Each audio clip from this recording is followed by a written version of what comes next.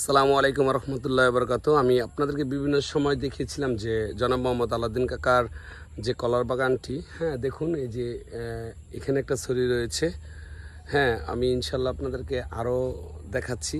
দেখুন কতটা ভালো লাগে। আসলে আমার কেন জানি এই গ্রামের একদম ন্যাচারাল যে জিনিসগুলো আমি আপনাদের মাঝে তুলে ধরতে চেষ্টা করি, যেহেতু গ্রামে থাকি তুলে ধরতে চেষ্টা করি।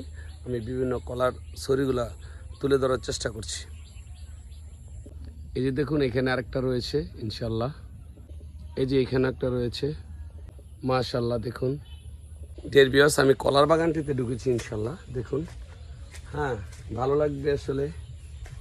এই যে কত সুন্দর, যদি একটু অন্ধকার হয়ে গেছে, ঠিক আছে।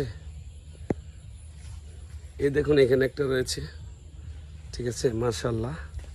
আমি যদি আপনাদেরকে দেখাই, প্রতি গাছেই রয়েছে। যে এখানে একটা রয়েছে, ঠিক আছে, যে এখানে একটা রয়েছে। হ্যাঁ, দেখাতে চেষ্টা করছি আমি আপনাদেরকে। এই যে, ঠিক আছে, দেখুন যত দেখবেন ততই ভালো লাগবে আসলে।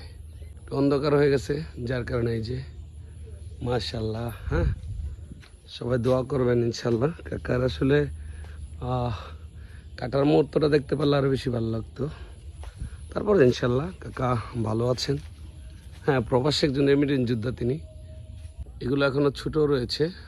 আর এই যে এখানে আরেকটা রয়েছে দেখুন।